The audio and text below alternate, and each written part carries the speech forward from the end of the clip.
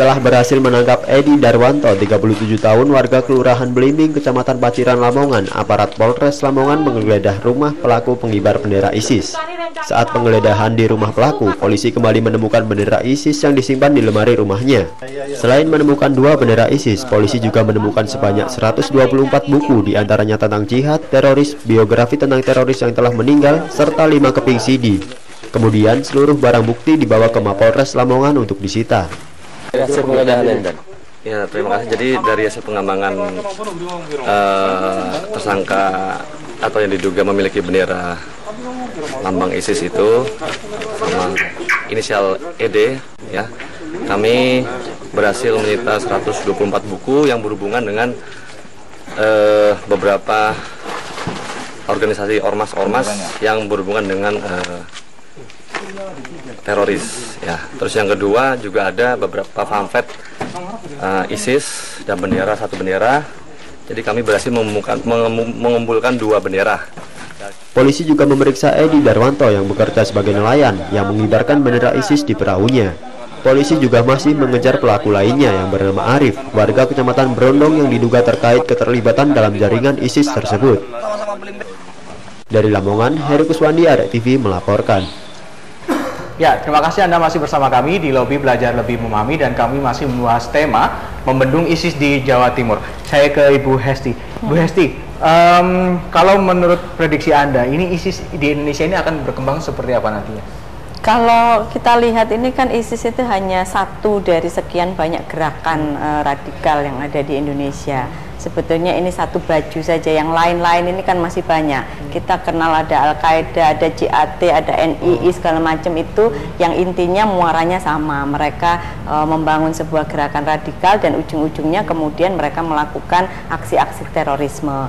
Nah, BNPT sekali lagi yang sudah saya sampaikan tadi itu ingin tidak hanya bicara tentang hard approach-nya, tetapi kita perlu melakukan soft approach. Kita lihat pelaku-pelaku yang tertangkap itu kan selama ini yang kita lihat fenomenanya itu kan anak-anak muda, usianya masih belasan tahun.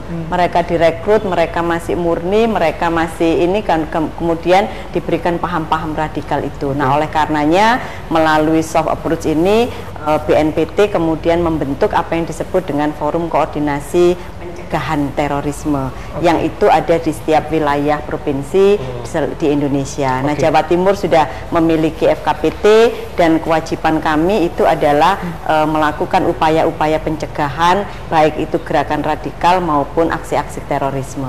Nah, ini yang harus kami lakukan. Tadi menjawab pertanyaan dari masyarakat bahwa ini tidak hanya menjadi tugasnya Polri, tetapi ini menjadi tugas kita bersama, bergandeng tangan, akademisi, tokoh masyarakat, tokoh agama, secara bersama-sama kita melakukan gerakan-gerakan untuk memberikan pemahaman kepada masyarakat. Dan masyarakat pun juga harus tetap awas ya terhadap lingkungan.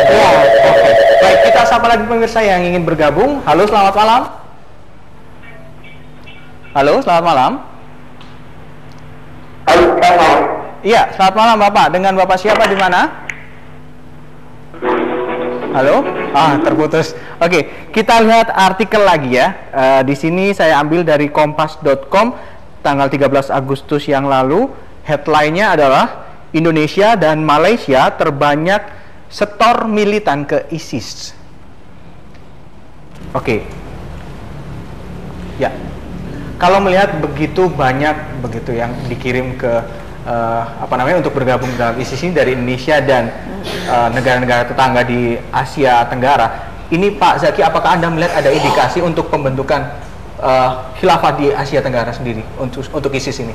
Ya, sebetulnya harus diingatkan bahwa ISIS ini sebetulnya kan kepentingan politiknya itu kan sangat regional di Timur Tengah.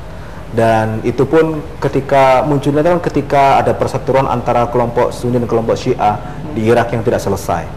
Runtuhnya Saddam Hussein itu menyisakan masalah ternyata, dan itu yang tidak diantisipasi oleh siapapun ketika terlibat dalam konflik itu. Nah, sebetulnya yang muncul di kaitan ISIS itu adalah kepentingan politik regional itu.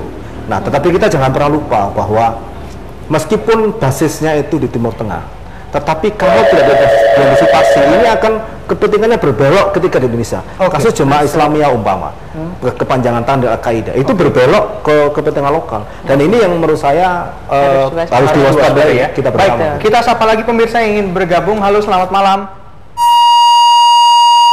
Jaringan terputus lagi. Baik, Pak Zaki, kalau melihat ada begitu banyak ya gerakan Islam radikal, terutama yang bisa masuk dan berkembang di Indonesia, ini kira-kira apa yang menjadi penyebabnya ya Pak ya? Satu, memang ini kan persoalan begini, apakah yang memunculkan ini karena faktor pemahaman yang dangkal, ataukah ada faktor lebih bersifat material, contoh urusan perut ya. Nah, teorinya mengatakan bahwa saya percaya yang ini. Jadi faktor yang menentukan dan menjadi pemicu dari munculnya gerakan seperti ini adalah karena memang satu, pemahamannya yang terbatas soal Islam gitu. Kedua, pemahaman seperti ini semakin subur ketika muncul di lahan orang ketika mengalami deprivasi sosial, deprivasi fisik, deprivasi psikologis macam-macam, itu akan cepat muncul paham seperti itu. Maka kemudian tugas kita bersama, selain sosialisasi tentang Islam yang baik, itu membangun tingkat kesejahteraan masyarakat ini. Gitu. Baik, kita coba dulu terima penelpon berikutnya. Halo, selamat malam. Halo. Ya, baik. Dengan Bapak siapa di mana? Ya, silakan. Halo. Silakan Bapak. Halo. Selamat malam, Pak. Ya, selamat malam Pak. Dengan Bapak siapa di mana? Saya Agus Ubaidillah, Pak. Ya. Dari Sidoarjo. Bapak Agus Ubaidillah. Agus, baik. Silakan Pak, Pak Agus. Ya. Jadi gerakan-gerakan radikal seperti ini sebenarnya di Indonesia ini karakteristiknya dari dulu, sejak dulu sudah ada. Pasca Republik ini lahir memang sudah ada.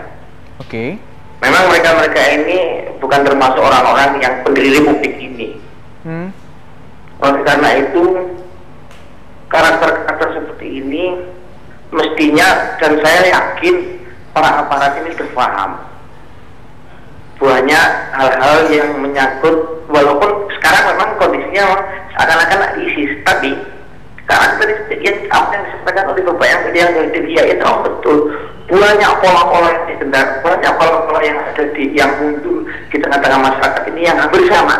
Intinya apa namanya, karakteristik seperti ini itu ciri-cirinya itu biasanya tidak begitu sepakat dengan adanya Islam yang modern yang ada di Indonesia.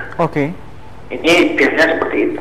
Jadi karena itu saya berharap tidak hanya kepada aparat, terutama juga masyarakat, terutama menyangkut masalah pendidikan. Ini mestinya pendidikan sejarah Islam di Indonesia ini mestinya ini sudah harus mulai digalakkan lagi, karena ini karena sejarah Islam, berdirinya sejarah Islam di Indonesia ini sudah di sekolahan itu tidak diajarkan lagi, bahkan jarang sekali mana sekolah yang pernah menceritakan tentang bagaimana perkembangan Islam yang dibawa oleh para wali songo, para pahlawan Islam yang lainnya. Sekarang sudah mulai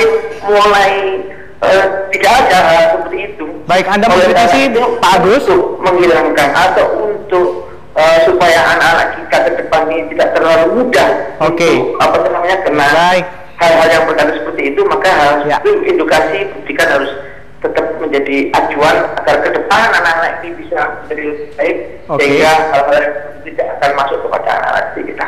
Baik, terima kasih Pak Agus atas waktunya bersama kami. Kita harus jeda lagi karena kita akan memasuki segmen terakhir. Tetaplah bersama kami, Lobby akan segera kembali sesaat.